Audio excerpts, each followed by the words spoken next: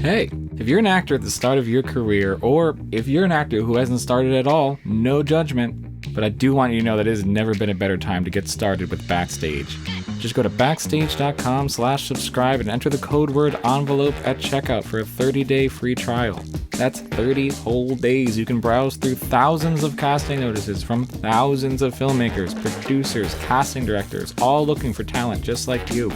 Make a profile, upload a headshot, find out what kind of projects you want to be a part of. Backstage is where you book that very first role. It's also where you book that second role, and then that third role, and then you keep booking roles all the way up until you win that Oscar. And then you can come join me here on In the Envelope. We love a full circle moment here at Backstage. But first, you gotta subscribe, and again, that's 30 days free if you use the code word envelope at checkout. ENVELOPE, envelope, 30 days free. Get those roles. And I'll see you back here when I interview you when you win an Oscar. Cannot wait.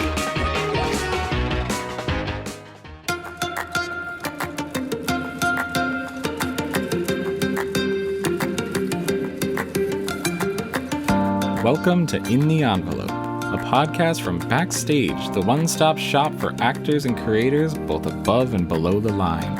I am your host, Vinnie Mancuso, Backstage Senior Editor and Professional Entertainment Obsessive. I'll be your guide through every corner of the creative industry with the help of some of your favorite stars. Here you'll find intimate, in-depth talks with today's most award-worthy names in film, television, and theater. Along the way, we'll get advice on living your best creative life, relatable stories of the highest highs and lowest lows, and maybe, just maybe, a rare peek in the envelope.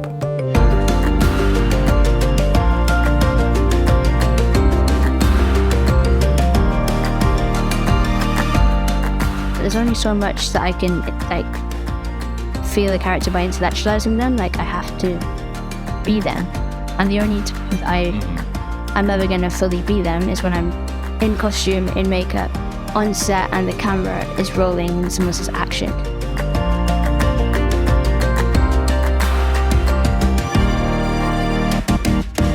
Welcome to another episode of In the Envelope, the Actors Podcast. I am your host, Backstage Senior Editor Vinnie Mancuso, and joining us today is the one and only Bella Ramsey. Now, many people were first made aware of how truly gifted Bella is thanks to Game of Thrones, where they proceeded to steal all 9 episodes they appeared in and then stabbed a giant in the face. But now it feels like the entire world is aware that Bella is a fast rising talent in Hollywood and beyond, thanks to yet another HBO hit, The Last of Us. The Last of Us is I guess you could call it a very sprawling show. It's a fungus-based apocalypse horror that's also occasionally a tender romance or a family drama. But at its core, there is Ramsey and there's co-star Pedro Pascal as Ellie and Joel, just a messed up kid and her violent father figure traversing the end times. The show, for as sprawling as it is, really lives and dies on those two truly wonderful performances.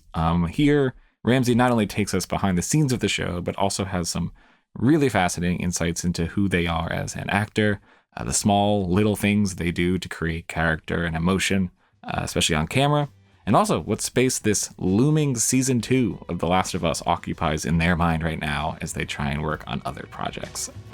Let's get right into it. Here is Bella Ramsey.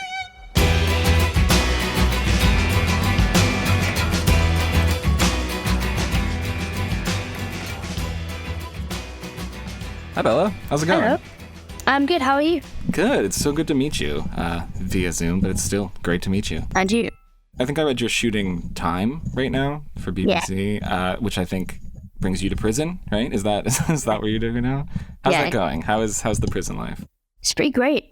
I've learned a lot already. We've done 2 weeks now, I think, and I've missed being on set. I've not done anything since The Last of Us properly, so it's very nice to be back. Interesting. What was that? How long was that break between projects? Far too long. It ended up being 7 months in the end, and that's the longest break that I've had since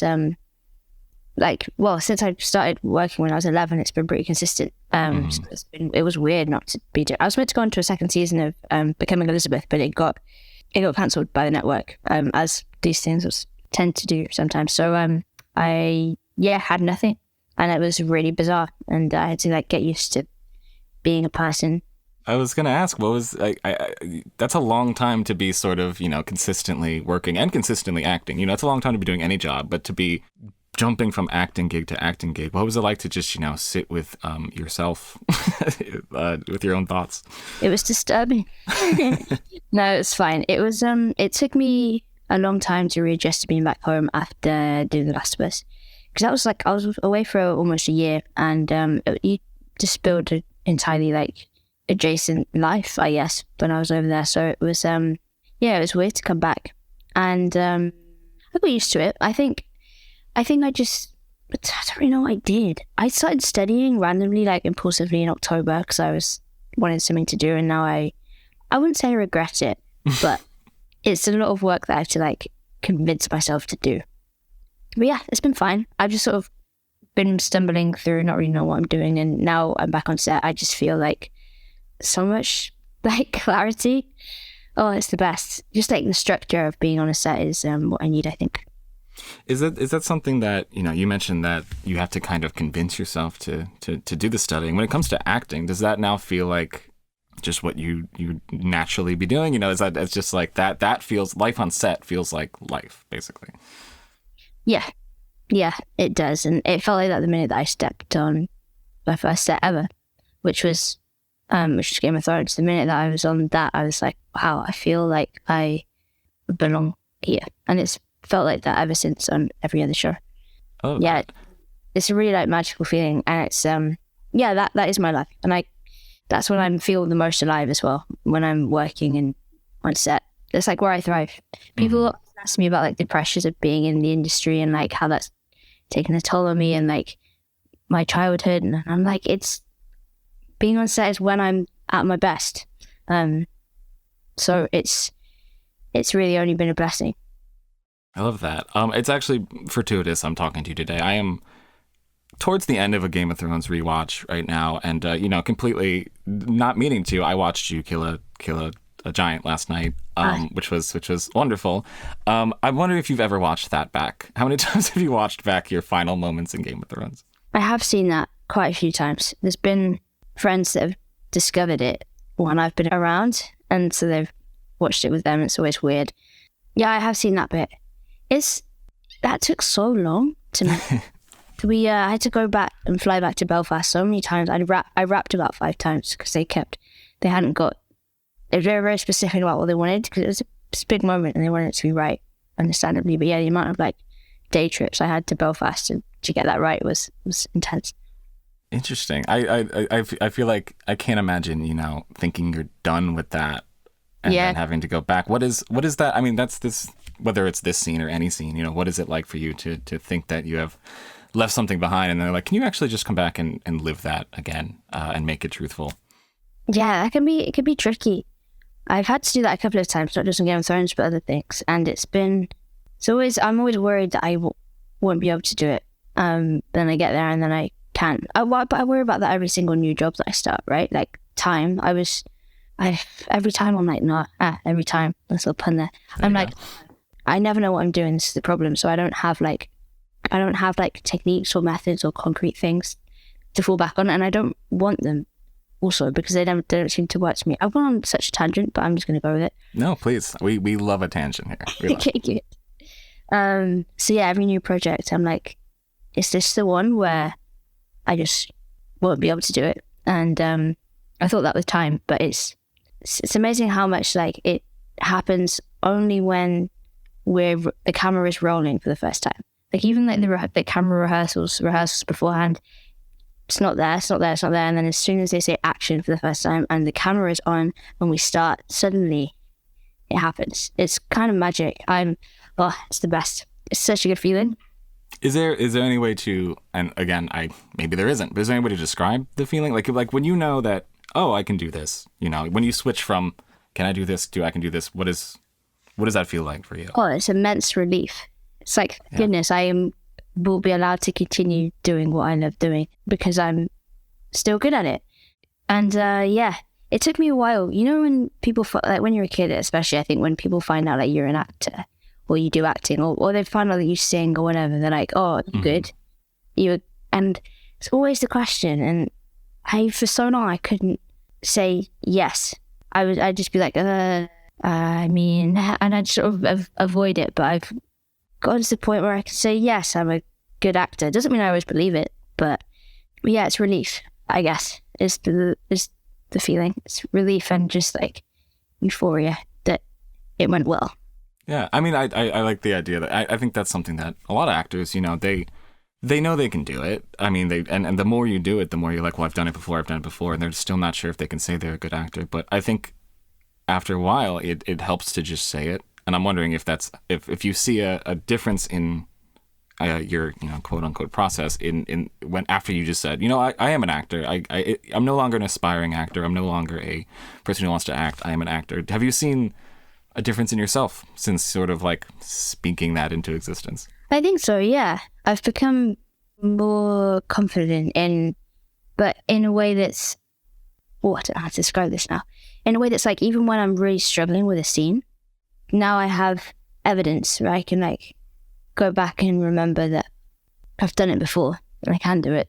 And I am like intrinsically, like I am a good actor, even if like right now I feel shit, like I can do it. So I guess that's really what happened. But yeah, like you said, I used to say to people when they asked what I did, I used to say, oh, I do acting. Mm-hmm. And then that shifted to like me saying I'm an actor. And such a tiny little change in language, but it really feels different. Yeah, it's like giving yourself permission. You know, I've actually heard that from a few actors where they like early in their career, they weren't giving themselves permission to say that they were an actor. They weren't giving themselves permission to believe it. I think just having that, I can imagine it with each job. You're like, well, I didn't mess up that take because I'm bad at acting. I messed up that take because everybody messes up. Yeah, exactly. So true.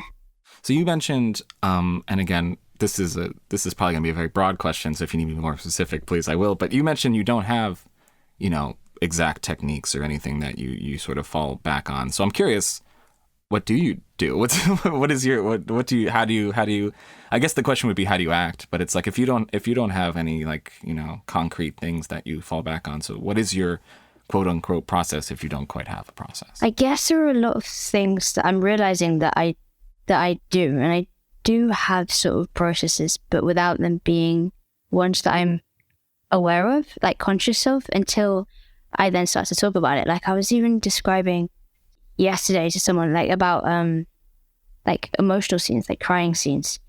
Like I do have now, like I guess, a process for that sort of thing in terms of, I mean, this is the tiniest thing, but like if I need to cry, I'm not a natural crier. I don't cry at things in my everyday life, and certainly not around people. So crying in film, in scenes, is quite hard for me. And now I have, like, I will either, if I'm wearing contact lenses, like I'll take my contact lenses out, because then like like tears will then come out of my eyes just because they're like watery and dry. But then the actual, like my eyes watering then like provokes an emotion in me, which will then make the tears come more. It's like a weird little thing that happens where I think with some people, like they feel the feelings and that produces the tears. But for me, like having the tears be the first thing provokes the emotion, which then creates more.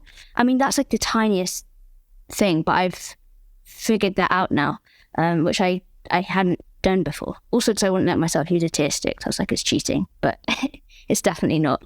Yeah. But in terms of everything else, I guess I really don't know.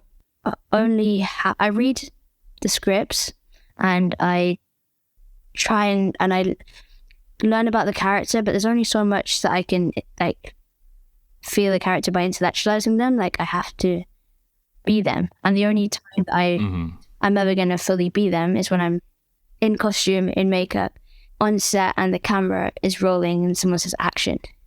So yeah, that just between action and cut, I don't know, I guess. I still don't really know what happens, but something happens and then they say cut and then we go again. Yeah, well, I guess that's why you kind of needed that confidence, because you're kind of riding on the edge there where you're like, I I really hope it works this time, and it keeps working. So I think that yeah, you don't need to define the process to know that you have a process. And I like that you mentioned, you didn't know the thing about the contacts, but now you do, and you can do that for the next time. Does it kind of feel like with each next thing, you're kind of like a Rolling Stone gathering moss? You're kind of just like, oh, that works, add that to the toolkit. Oh, that works, add that to the toolkit. Exactly. And something else actually that I just thought about the other day is like, there's a lot can be said, I think, about feelings, things inside. Like, I always say that acting is, we spend all day just manipulating our emotions. And I think there's a lot that I have to do to like feel something. I have to feel something inside of me every time for every scene. And that will change depending on like what the emotion is of that scene. But like, I find it really helpful to feel something physical inside of me. So like, I'll like almost induce panic, or it'll induce like a heaviness in my chest. Or if I can't feel anything inside, like I'll make myself feel a bit of pain by like digging my fingernails into my skin for like a minute before we start. I think there just has to be some feeling in my body in order for me to do it. I think that's really the process, is just feeling something. Absolutely, yeah. I think I was just watching an interview with Allison Janney, who's talking about how she learned how to laugh on cue, and she was like, all I do is like do the physicality of laughing. Even if she doesn't find something funny, she's like, I just in my chest go like, huh, and eventually it becomes real. And I found that really interesting, and it sounds like that's kind of something that's the basis of your process, even though it's like, not something you put too fine a point on. Yeah, I think so. So The Last of Us, pretty big project that you were just in. I think I read that it started with a self-tape. That's how the whole road to The Last of Us began. What can you tell me about that self-tape? What was, because that's something that, it's become much more prevalent, since 2020. People are kind of still wondering what their self-tape should be, what they should be doing. So tell me about the very first self-tape that led to The Last of Us. I did it in the top room of my house with terrible lighting, with my mum doing her best at an American accent, off screen reading in the other lines for me. And like, I did it on my phone camera, and just gave it a go. It was the scene Ellie has with Marlene, where Marlene is basically telling her like who she is. It was the scene with Joel in Joel's apartment, where she's figuring out like the radio code. Those are the two scenes. And yeah, just spent too long trying to do it. I find self-tapes sometimes they are super fast and super easy, and sometimes they're a bit trickier. But this one, I remember it not being too bad, I think, in terms of like the actual process of it. It wasn't too traumatic. And then, just sent them off, emailed them off, and hoped for the best. But it was something special about this one, that even like when the email first came through and like the self-tape, like I really wanted to do it. But that's dangerous. It's feeling like you really want to do a project, because getting attached is dangerous. So I sort of felt it, but had to not feel it fully until I did find out I'd got it, and then it was very happy.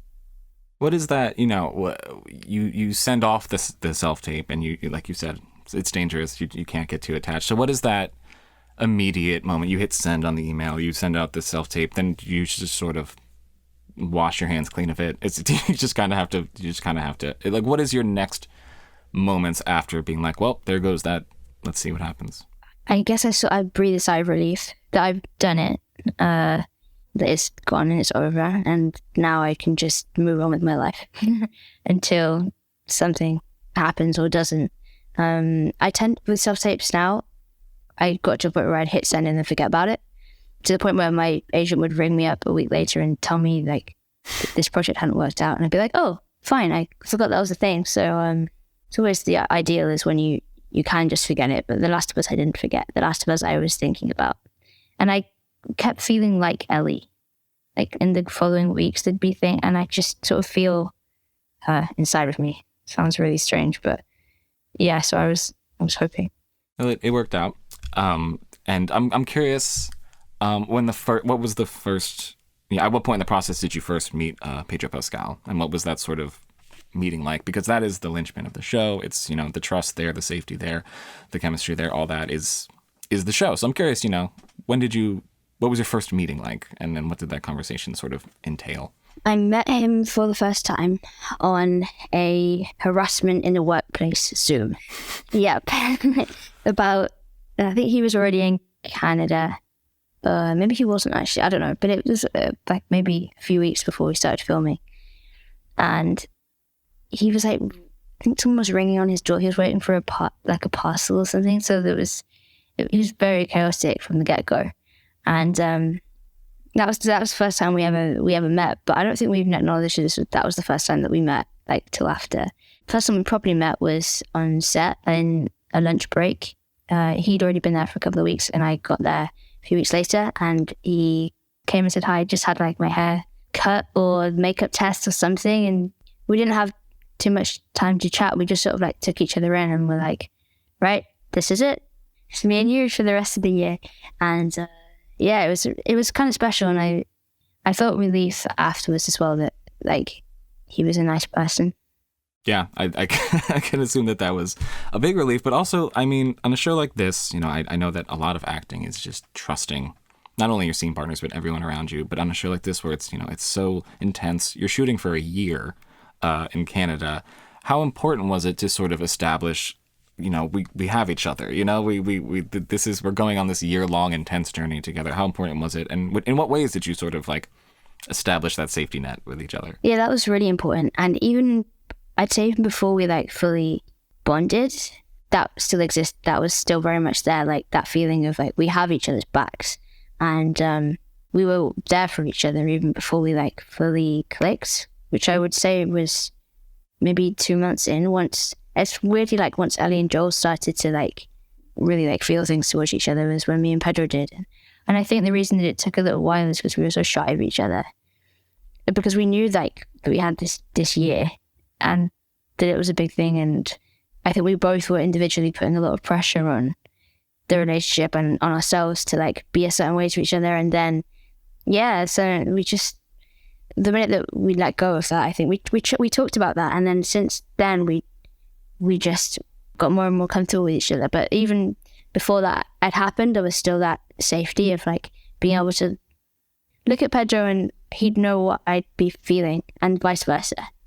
And it's just someone to look at like in a funny moment or in a moment where like there's some tension on set, and just to be able to look at a person and like share that was always there for us. And I'm really grateful for that. I'm curious because you kind of touched on this a bit. You have this year-long shoot. I'm curious in what ways the journey of you and Pedro filming it and Ellie and Joel sort of mirrored each other, because I can imagine that 4 months in, 5 months in, it's just a different thing than it would be at the beginning, and you're just, you know, you're learning each other's quirks and you're learning each other's, you know, techniques and stuff like that. How much did it sort of evolve? What was the evolution like over this year-long period? It evolved massively. One of the big like evolving points was like so if Pedro was doubting himself or feeling a certain type of way, like I was so wanting to make sure that he felt like he was valid in his feelings. And to begin with, I wouldn't offer like any alternative perspective or whatever, because I just wanted to make sure he knew that like I was a safe space for him to feel things, right? But then by the end of it, if he was like being an asshole to himself, I'd tell him, I'd be like, stop it. Like, you're feeling this so type of way. And then I'd like psychoanalyze him and be like, this is why you're feeling this way, and you need to stop it right now, because otherwise I'll like beat your face in. And so I think that was sort of the difference. And same with him for me. I think we just got a lot more blunt with each other and a lot more direct, and there was no like tiptoeing around each other like there was to begin with, because we so wanted to make sure that like each other was just like that we were a safe person for each other. And then once that was established, then we could be more direct and blunt and have really open and like vulnerable conversations. And then on the flip side, we just like dance to Xanadu that he would play constantly. We just like dance to music and sing Moana and have a great time. And so how would you compare that to, you know, finding that level of comfort with, say, Storm Reed, who isn't there for the entire shoot. But that episode that you have, there has to be that familiar nature. You have to feel like you two have known each other for a long time and have that connection. What was it like for that compared to like the months and months you had with Pedro?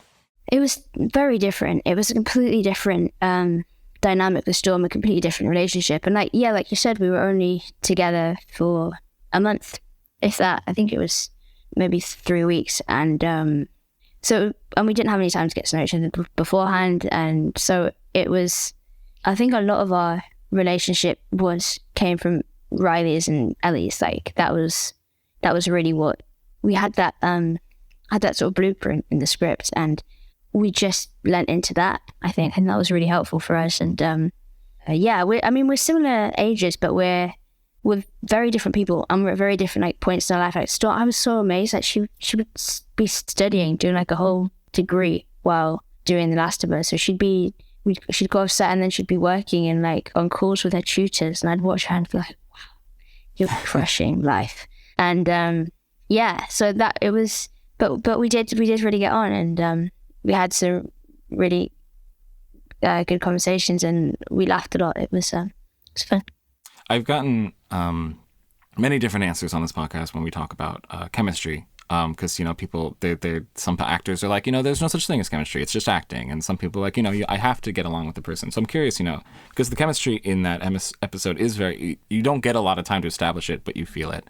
I'm curious your thoughts on it. Does it help to like enjoy the person's presence in your life? Is that important to you? Do you think it's just a matter of the script being the script? What is it like from your actor's perspective? Yeah, the idea of chemistry is really interesting. People always, I never think about it or talk about it. Like I'll never watch a show and be like, they had a lot of chemistry. I don't know. I guess I don't really think about it very much. I think it always helps when you like the people that you're working with and you get along. But I don't think that it's essential. I think you can, in fact, I know that you can. You can like, two people can really not get along, but on screen you look like you're best of friends. It's part of it, I think. And like I've played enemies with my best friend before on the show called The Worst Witch years ago. My enemy on screen, and that was my best friend. And I think chemistry is sort of an elusive concept, and I don't really think about it at all. Yeah, I'm almost getting that answer more than anything else, because it is just you doing your job, you're acting. It's almost, and I think, I'm trying to remember who it was. It might have been even like you and McGregor or something. Somebody we had on this podcast who was like, I actually think it's a little insulting to say that you had good chemistry, because then you're just saying that's the reason it worked and not because I'm a good actor. And it's like, I never thought about it. Yeah, that's true.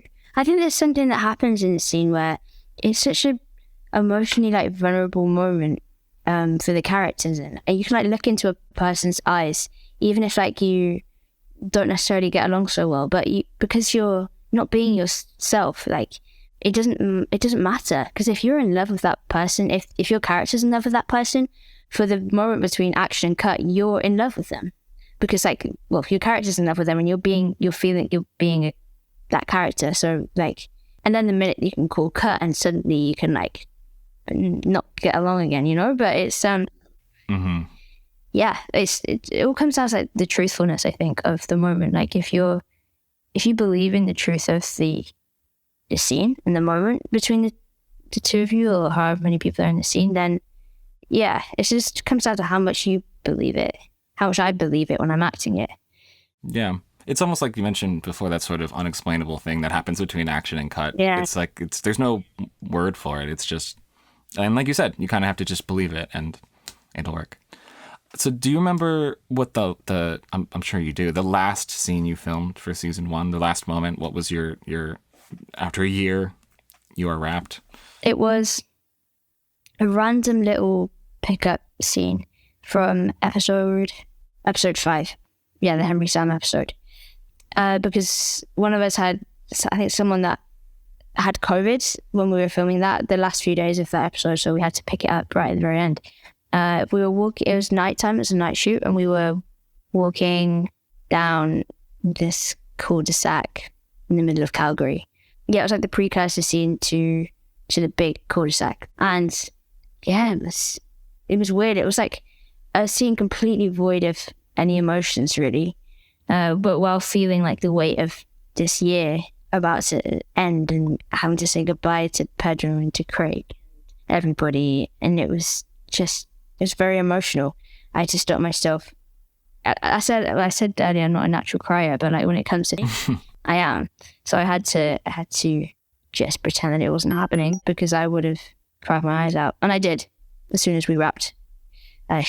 Was there? I mean, that's really interesting. Was there a sense of almost anticlimactic? Like you want the last scene to be, you know, the big emotional moment, but you're just walking down a cul-de-sac. What was it? What was it like balancing the idea that in the scene you have to just sort of casually be walking, and the weight of, oh, I'm saying goodbye to Ellie? And I'm not sure at that point, did you know that there was a season 2, or did... We didn't know there was a season 2, but we were anticipating that there was going to be. Yeah.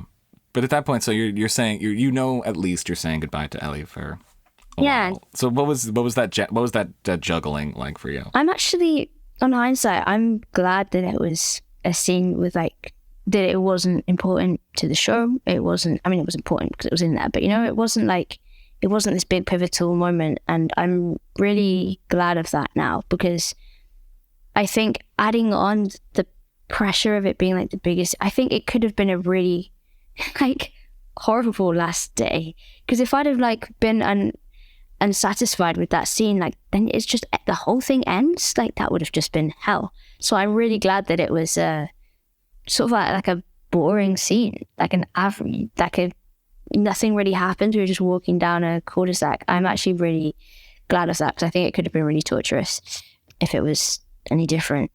But yeah, saying goodbye to Ellie, like season 1 Ellie, and that the season 1 experience, like even though we're going back, it's not going to be the same. A lot of it will be very similar, but I'm never going to be like 18 spending a year in Calgary with some of my best friends ever again. Like it's now when I go back, I'm going to be 20 by the time we do season 2, and things are different. And I was just like accepting that and grieving that. I think we all had like a little grieving process after it ended. It was hard. I'm really curious about that sort of liminal space between seasons. You know, you say goodbye. You've been filming for a year, this very intense show that it's taking a lot from you. You say goodbye in that cul-de-sac, that last sort of scene, and then there's the time in between. Is there almost like, do you think of Ellie? Is she still sort of floating around your head? Are you wondering what she's up to? I'm curious what this in between period is like when there's something that massive in your life. It's really weird. I was in denial for so long. I kept like, even when I got back home, I was still like, there was a part of me that was like, I'm going back soon. I'll be back, and I'll be sitting in the makeup chair with Jojo, my makeup artist, and like we'll be chatting about nonsense, and that'll happen again, like tomorrow. And then it never did, obviously.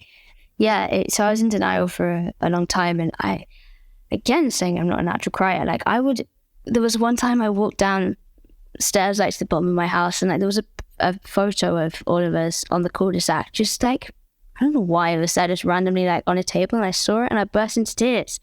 And I just missed it so much.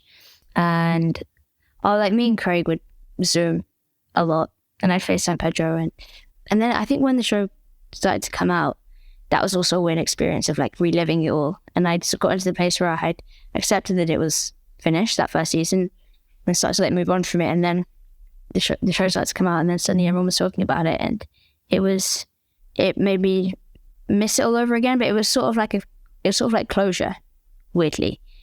When the episodes came out, it was like, and now it's done. When the last one came out, it was like, that's the moment that I left season 1 completely behind.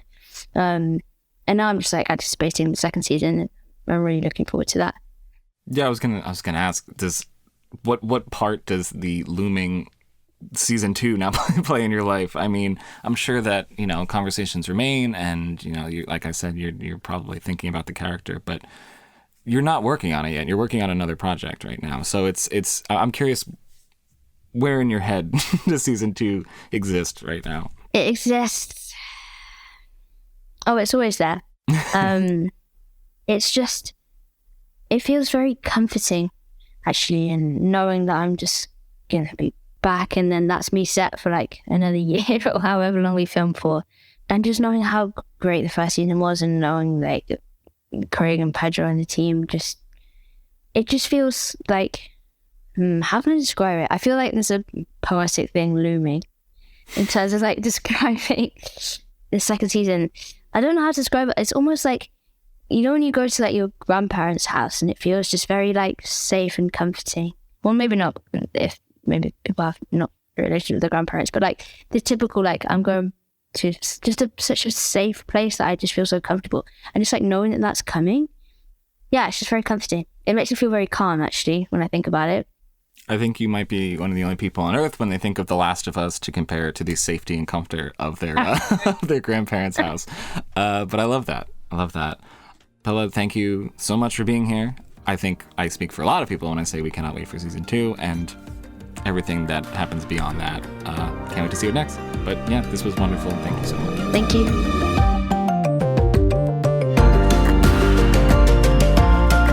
Thanks, as always, to our brilliant producer, Jamie Muffett, and to the whole team at Backstage. Samantha Sherlock, Mark Stinson, Caitlin Watkins, and of course, Kasey Howe. Visit Backstage.com, and don't forget, you can subscribe to Backstage with code ENVELOPE at checkout for a free trial. 100% free, you simply cannot beat that. For more exclusive content, find us on Facebook and Twitter at In the Envelope, and subscribe, share, and leave a comment. Who should we interview next? Let us know. Thanks for tuning in. We'll see you next time for another peek in the envelope.